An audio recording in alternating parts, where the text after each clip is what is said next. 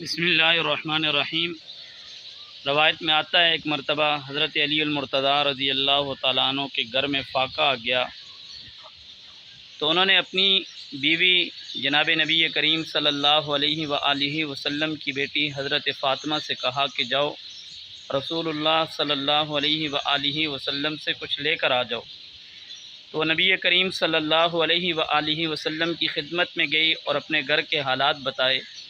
نبی کریم صلی اللہ علیہ وآلہ وسلم نے فرمایا، اے فاطمہ، میں تمہیں وہ چیز دنیا دے دوں یا دین دے دوں؟ انہوں نے فرمایا مجھے دنیا نہیں بلکہ دین چاہیے۔ تو نبی کریم صلی اللہ علیہ وآلہ وسلم نے آپ کو 5 کلمات دیے، جو آدمی ان کو پڑھ کے دعا کرے گا اللہ اس کے فقر و فاقے کو دور کر دے گا۔